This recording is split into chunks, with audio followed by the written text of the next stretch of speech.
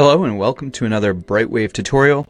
In today's edition, I'm going to cover a feature we call memories. It's a way to get your own personal flavor into the platform and customize the workspace so that the platform adapts to your work style.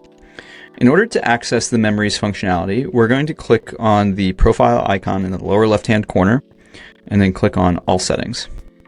From here, we can go to this memory button, which is going to pull up a screen that shows us all of the system memories that the platform has for us.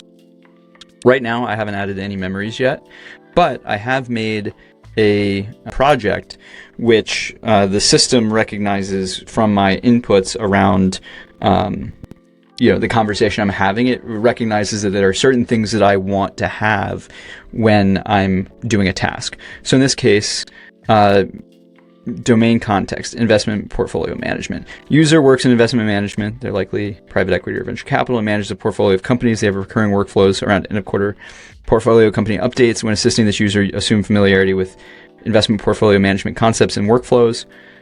Outputs related to portfolio companies should reflect industry standard reporting norms.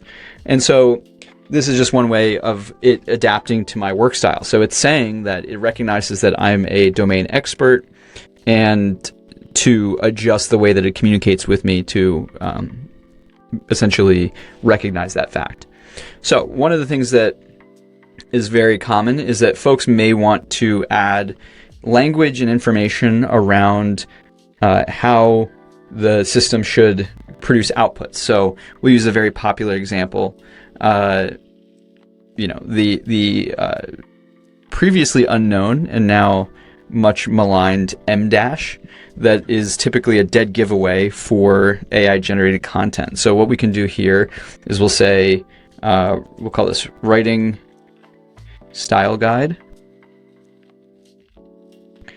and say never use M dashes when producing outputs. All right, so now we have created this memory to deny the system the ability to use M dashes. So now when I go back to my projects, we'll jump into here. When I start to produce, whether it's a report, whether it's a markdown file, whatever the output is, the system is going to know never to use the M dash when it returns content. So let's see if I had one here. This was just this skill building exercise I went through. So this doesn't actually have an output associated with it. But if it did, we could see that it probably used to use M dashes a bit more.